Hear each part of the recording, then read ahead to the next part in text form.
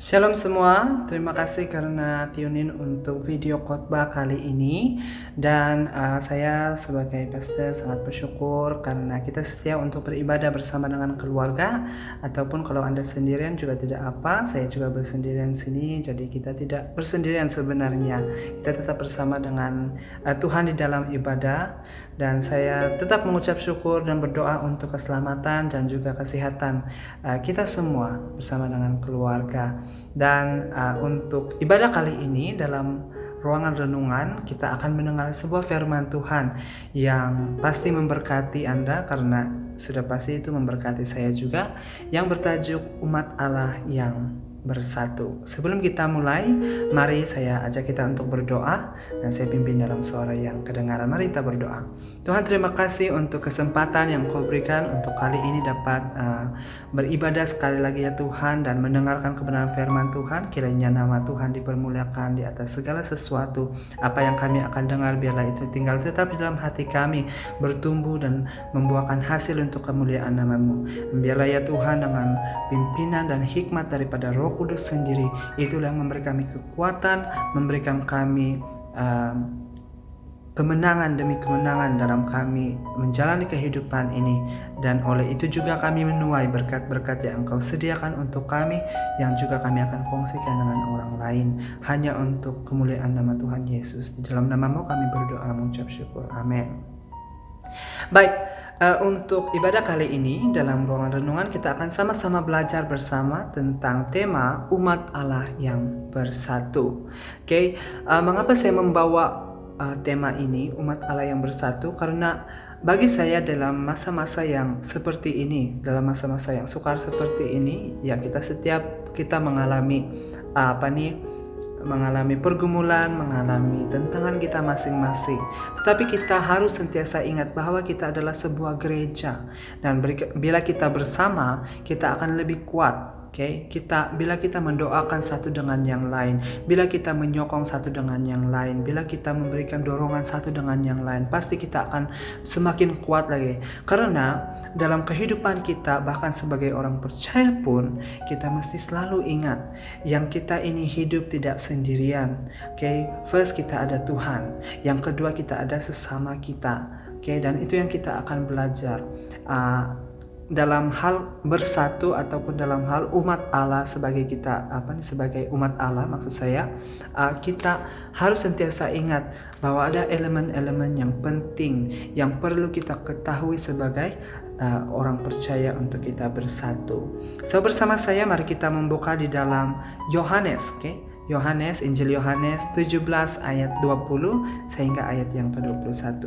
Ambil Bible Anda, apakah itu Bible elektronik, di smartphone Anda, ataupun Bible yang old school macam saya ini.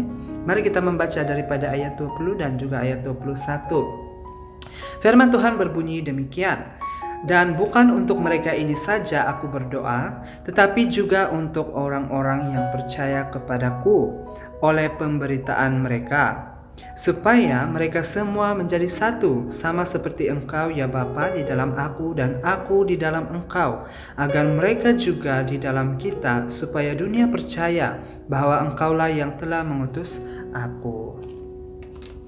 Demikianlah firman Tuhan yang sudah kita baca tadi. Yesus kepada murid-muridnya, setelah dia memilih 12 muridnya, dia pergi untuk mendoakan ke-12 murid-muridnya, juga dengan beberapa murid-murid yang lain. Ada murid-murid yang lain juga, ataupun yang mengikuti dia. Nah, ketika dia mendoakan itu, salah satu yang dia doakan adalah supaya mereka bersatu dengan Bapa, dan mereka juga bersatu dengan Kristus, juga mereka bersatu dengan sesama mereka. Nah, bahagian ini sangat penting untuk kita perhatikan, karena ini adalah isi hati Yesus, dan ini adalah doa daripada Yesus. Ketika Yesus berdoa itu datang daripada hatinya. Dan apakah kehendak hati Yesus kepada orang-orang percaya adalah demikian di dalam doanya. Kita akan belajar tentang beberapa kata dahulu sebelum kita masuk lebih dalam. Yang pertama itu adalah kesatuan. So, kesatuan itu merujuk pada Kenapa? Ada 3 hal yang kita harus ingat tentang kesatuan. Oke, ada tiga arti yang berbeza. Pertama, kesatuan itu bermaksud satu keadaan di mana sesuatu itu bersifat tunggal. Oke, seperti antara contoh itu adalah keesaan Allah yang kita selalu dengar yang dipanggil sebagai Holy Trinity ataupun Tritunggal Kudus. Apakah Tritunggal itu? Yaitu Allah Bapa, Allah Anak, dan Allah Roh Kudus. Nah, kita sebagai orang percaya, banyak orang yang tidak mengerti dan langsung mengatakan bahwa kita menyembah 3 Allah. Tetapi sebenarnya bila kita lihat kepada Holy Trinity, ketiga nama yang disebutkan tadi itu adalah satu pribadi. Okay? Dan itulah keindahan dan keunikan Allah di dalam Tritunggalnya. Nah, salah satu lagi arti daripada kesatuan adalah kesatuan dalam hal memelihara satu kepentingan. Contohnya dalam hal berbahasa. Ketika kita berbahasa, kita ada kesatuan. Kita boleh memahami satu dengan yang lain meskipun kita berbeza. Contohnya berbeza agama, berbeza adat, berbeza kaum, tetapi kita masih boleh mengerti. Contohnya kalau kita di Malaysia ini kita gunakan bahasa Malaysia, oke? Walaupun ada dialek-dialek yang berbeza dalam bahasa Malaysia itu kan ada Semenanjung yang saya, kita, oke? Macam gitu begitu kan? Kemudian ada bahasa Sabahan kan? Yang macam saya cakap sekarang ini yang ada babanya, oke? Yang ada siring-siringnya, oke? So semuanya itu meskipun ada perbezaan, tetapi tetap bersatu karena tetap mengerti satu dengan yang lain. Itu yang dipanggil sebagai linguistic unity. Okay? Dalam segi bahasa kita masih boleh memahami. Yang ketiga itu adalah merujuk pada pertubuhan, organisasi, ataupun persatuan. So itu adalah 3 arti kesatuan. Manakala bersatu pula bermaksud satu perikatan atau satu permuafakatan. So dengan itu tema yang kita dengar hari ini yaitu umat Allah yang bersatu, berarti orang-orang percaya kepada Yesus Kristus yang punya kemuafakatan atau punya perikatan antara satu dengan yang lain. Kalau saya orang percaya kepada Yesus dan ada seorang lagi yang percaya kepada Yesus, kami tidak hanya berdiri sebagai atau berada sebagai 2 pribadi yang berbeza dari segi pandangan, berbeza dari segi pemikiran, berbeza dari segi banyak hal, termasuk bangsa, termasuk kaum dan sebagainya, tetapi kami tetap bersatu dan kesatuan itu diikat di dalam Yesus Kristus yang kami percaya, sehingga kami boleh berdamai, sehingga kami boleh bercerita-cerita ataupun berkawan, berteman, karena ada kesatuan di dalam Yesus Kristus, di dalam apa yang kita percaya. Dan itulah maksudnya tema yang kita belajar pada hari ini, yaitu umat Allah yang bersatu. Jemaah sekalian, Allah mau supaya kita bersatu. Demikian di dalam petikan ataupun ayat yang kita baca tadi dalam Yohanes tadi itu, Yohanes 17, yang mengatakan bahwa Allah berdoa untuk murid-muridnya, untuk pengikut-pengikutnya, bahkan sampai sekarang pun untuk pengikut-pengikutnya, bahwa dia mau untuk kita bersatu. Dia mau kita bersatu dan dia mau kita punya kesatuan. Nah, persoalannya di sini, dalam hal apakah yang dia mau kita bersatu, ataupun apakah aspek yang kita harus perhatikan di dalam kehidupan kita ini sehingga kita boleh bersatu dengan satu dengan yang lain. Nah, so yang kita perlu ingat di sini adalah bila kita tahu Allah atau Tuhan Yesus mau supaya kita bersatu, dalam hal apa yang kita harus bersatu. Nah, saudara dan saudari semua, yang pertama kita harus bersatu dengan Allah Bapa. Demikian di dalam ayat tadi ayat 20. Dan bukan untuk mereka ini saja aku berdoa, tetapi juga untuk orang-orang yang percaya kepadaku oleh pemberitaan mereka. Lanjutkan ke 21. Supaya mereka semua menjadi satu, sama seperti engkau ya Bapa di dalam aku dan aku di dalam engkau. Nah, artinya Yesus bersatu dengan Bapa. Dan kehendaknya juga adalah supaya kita yang juga pengikut-pengikut yang percaya kepada Yesus juga percaya dan bersatu dengan Allah Bapa. Nah, esensi ataupun fokus ataupun paksi kehidupan kita sebagai orang percaya adalah hubungan kita dengan Kristus, hubungan kita dengan Allah Bapa. Hubungan kita dengan Roh Kudus. Kalau kita tidak punya Roh Kudus, kalau kita tidak punya hubungan intim dengan Roh Kudus, kita tidak bertegur sapa, bertegur sapa dengan Roh Kudus, kita tidak berdoa dengan Allah Bapa, kita tidak bercakap-cakap dengan Dia. Saya hanya boleh katakan Anda ini hanyalah Kristen kulit, karena Anda tidak punya hubungan pribadi dengan Tuhan. Anda tidak rajin baca firman-Nya. Kita anggap ini sebagai love letter Dia kan. So kita baca setiap malam, ambil waktu untuk baca 2-3 bab pun sudah cukup, ya kan? Dan baca dengan sepenuh hati. Ramai yang share dengan saya, mereka baca firman Tuhan kan, mereka baca Bible gara-gara mau buat dorang tertidur sebab dorang ada masalah tidak dapat tidur. So cara terakhir dorang itu baca Bible baru tidur. Saya akui waktu saya sekolah menengah dulu, saya bawa Bible pergi asrama semata-mata karena saya mau tidur. Kalau saya tidak dapat tidur, saya buka Bible 2-3 ayat saya sudah boleh tertidur. Ya, itulah kuasa firman Tuhan kan. Tidak main-main saja. Maksud saya di sini adalah kita punya hubungan pribadi dengan Tuhan. Kita harus sentiasa ingat bahwa kesatuan yang utama kita harus ingat adalah kesatuan dengan Allah Bapa. Dan ketika kita bersatu dengan Allah Bapa, dari situlah kita mengerah kekuatan untuk menjalani kehidupan. Bayangkan kalau Anda melalui sesuatu yang sangat sukar, sangat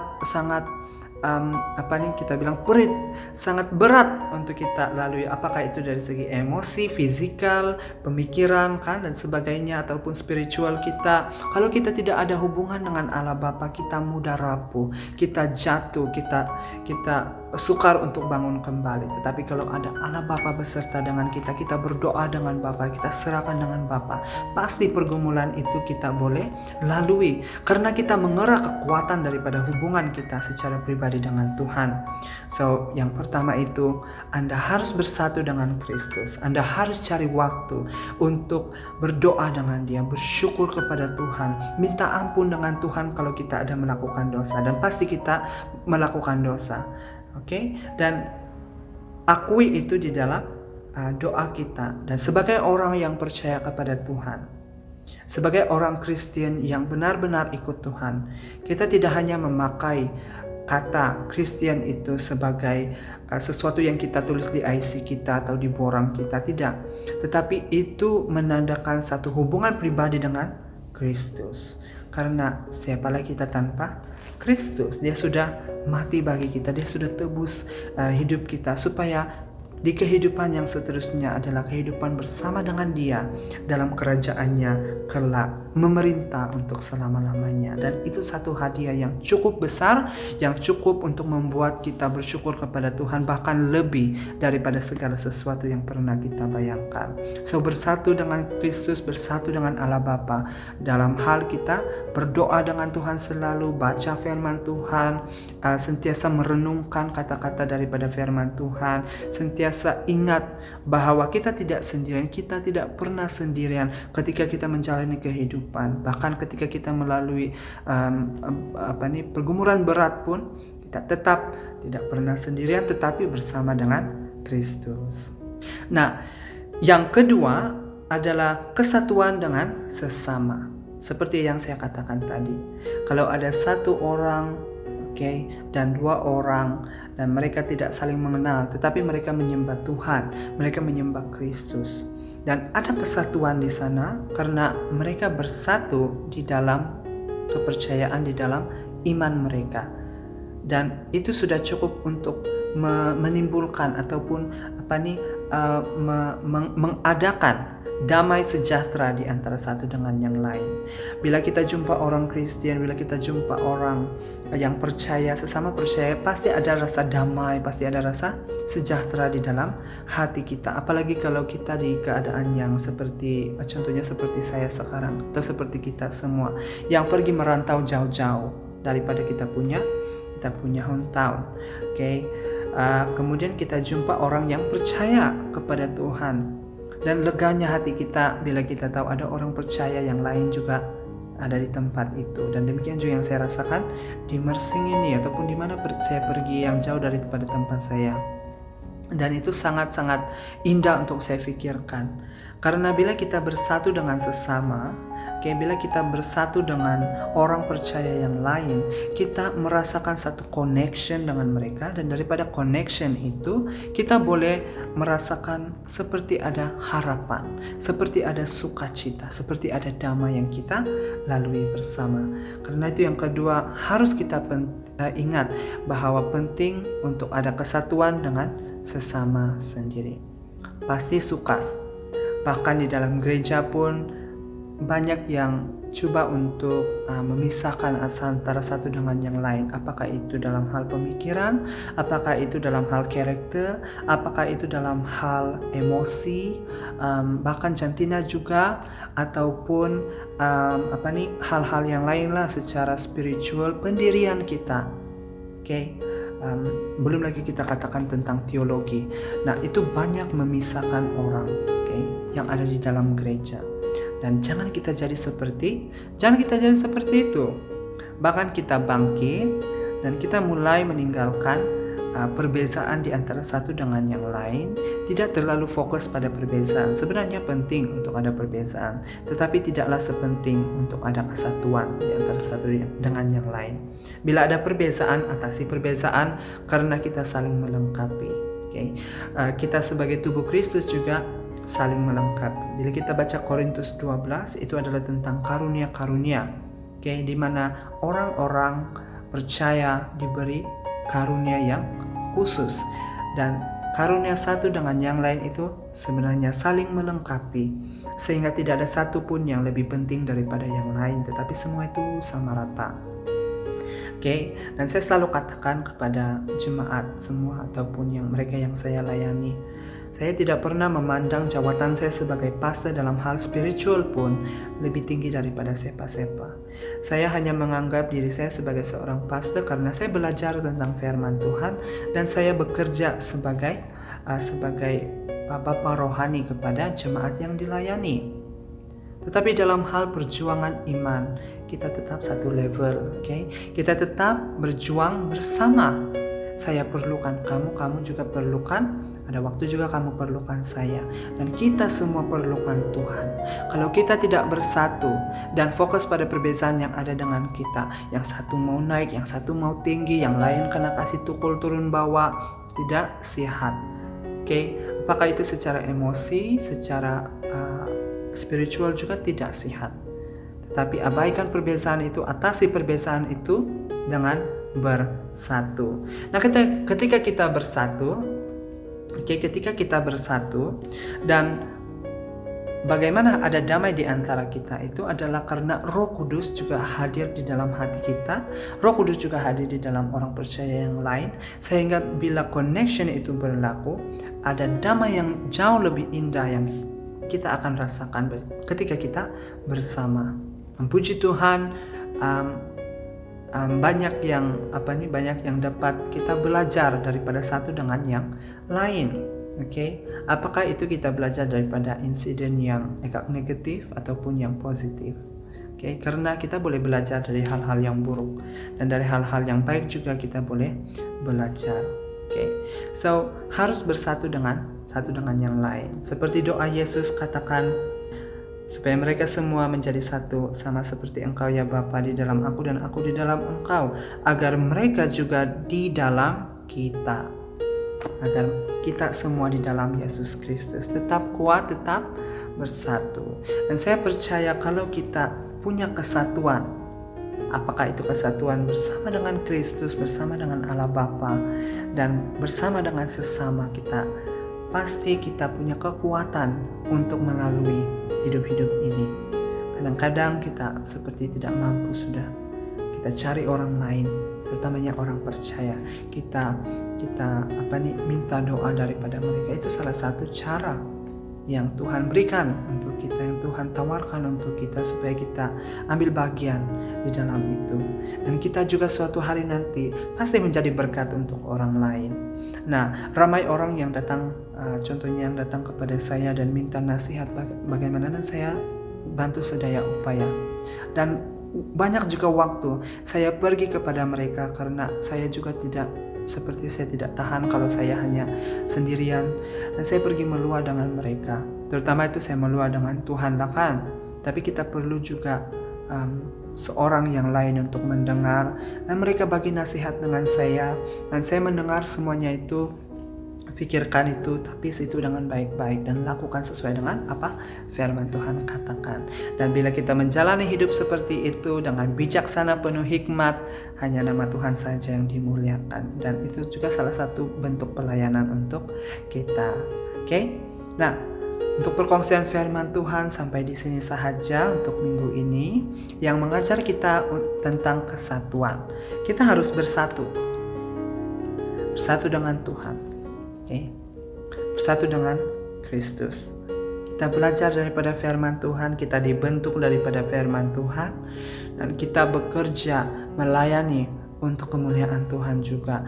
Pastikan bahwa Anda sentiasa punya hubungan pribadi dengan Kristus, bersatu dengan Tuhan, dan juga bersatu dengan sesama kita. Pergilah menjenguk mereka yang lain, pergilah melawat mereka, pergilah chatting dengan mereka, minta kekuatan daripada Tuhan, dan juga minta kebersamaan daripada persekutuan juga. So firman Tuhan sampai di sini, dan mari saya ajak kita untuk berdoa.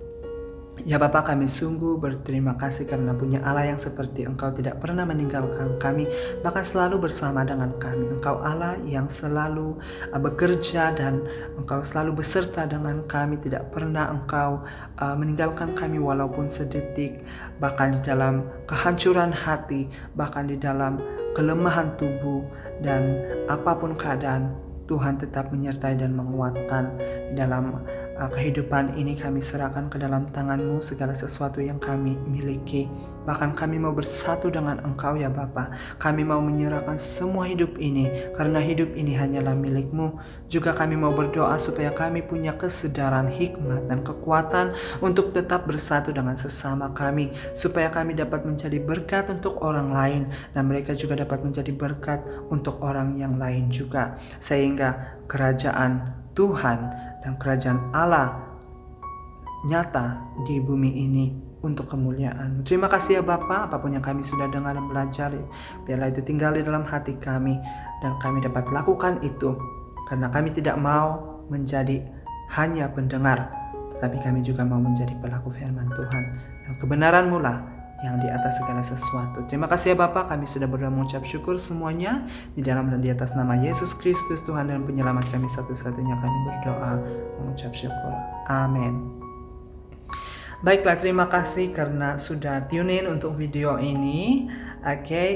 Saya juga sangat bersyukur karena jemaat semua setia untuk beribadah, dan saya yakin kita semua berada dalam keadaan yang sehat-sehat saja. Kalau ada apa-apa komen ataupun ada apa-apa kemuskilan, boleh terus tanya dengan saya, boleh tanya dengan mereka yang lain juga.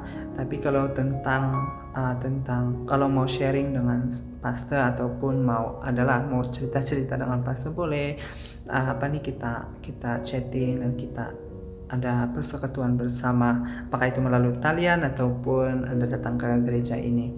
So terima kasih untuk semua. Kita jumpa di video yang lain. Stay safe dan Tuhan memberkati semua.